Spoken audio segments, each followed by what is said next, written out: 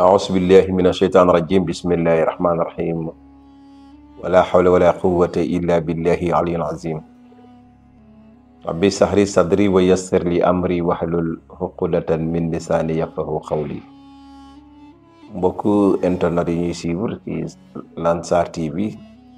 seen mbokk seen xarit Ousmane Ndiaye moo ñëwaat ci beneen vidéo ci dund yonent yàlla Yusuf alayhi salaam yonent yàlla Yusuf moom lañ leen bëgg a nettali histoire am waxoon leen ni baayam moo tuddoon Yaqub waxoon nañ leen ni fi mu jaar ak Faris biñ ko bëggee taal ma mu sauvé ko Faris mujjuñ dem ci këram pour toog fa pour mën a dimbalee ko liggéeyal ko loo xamante ni xëy na dina ko mën a dina fa mën a yàgg exemple ci loolu Yaqub boobu moo jur yonent yàlla Yusuf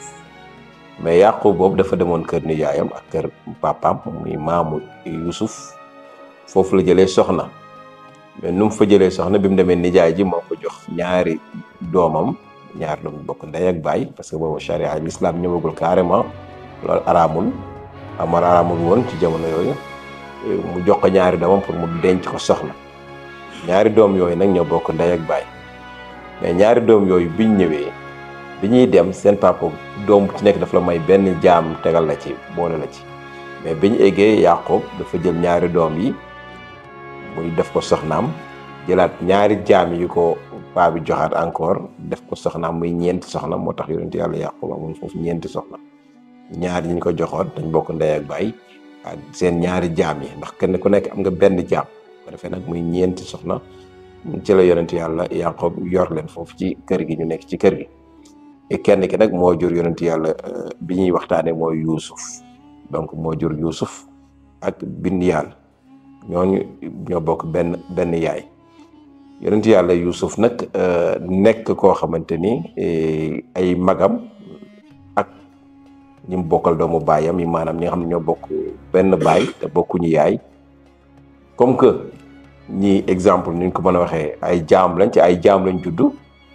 ñii juddu seen yaay nekkul jaam moo tax yamale gi xeebaate gi amoon ci bi seen biir donc loolu moo taxoon seen dundin xaw a day waar ndax ñi dañu jàpp ni ñoom ay jaam lañ doomu jaam lañ ñiy jàpp ni ñoom doomu sang lañ maanaam ci niñ ko mën ko waxee parce que waxoon nañ leen ni yonent yàlla Yaqub ñaari soxna yu ko may ñu bokk ndey ak baay ba pare ñu jël seen may leen ay jaam biñ demee nag jaam yooyu la Yaqub bi jëlaat def leen soxna moo taxoon yonent kenn ki nag moo jur yonent yàlla Yusufa Binyaanin donc Binyaanin ak yonent yàlla Yusuf ñoo bokk ndey ak baay Yaqub nag ci njaboot googu mu amoon na ci fukki doom ak ñaar ci moom yonent yàlla Yaqub ci ñooñ mu amoon ci nga xamante ni mooy nekk ak njabootam amoon na ci fukki doom ak ñaar mais fukki doom yooyu ak ñaar yonent yàlla Yusuf la ci gënoon a bëgg moom Yaqub yonent yàlla Yusuf la ci gënoon a bëgg parce que ci ci yàlla daf ko xamal ni nubuwa gi maanaam ci yonante gi yonent yàlla Yusufa moo lay doon moo koy jël loolu yàlla dafa ko teel a xamal moo tax moom mu bëggoon yonent yàlla Yusufa bëggeel koo xam ni bokkut ak ñeneen ñi ni mu leen bëggee donte moo leen jur ñoom ñëpp nag mais comme que xam na ni kii moo koy remplacer ëllëg ci mission bi ci wàllu yonente gi risaala gi moo tax mu gënoon ko bëgg loolu yàlla waxoon na ko waroon na ko donc kon yonent yàlla Yusufa mënta bokk ak doomu baayam yi loolu nag paa bi nag bi mu xamee loolu commencé nag di wéttali ko yonent yàlla Yusufa maanaam buy tëdd di ko tëddal di ànd ak moom di tëdd di nekk ak moom lu bari di waxtaan ak moom nag fiiraange daal di judd ak diggante doomu baayam yi loolu moo indi problème bi parce que ñoom jàpp nañ ni paa bi daal kii la gën xale bi la gën a bëgg maanaam ci waxin léegi nag jalousie daal di commencé am waxoon nañ leen ni jalousie dina ñëw ci biir film bi ci biir épisode yi exemple mais des na yeneen jalousie yoo xam ni dinañ ko gën a détaillé mais foofu la nag problème bi commencé am parce que équilibre amatu fa paa bi dafa gën a bëggal yonent yàlla Yusufa boppam ndax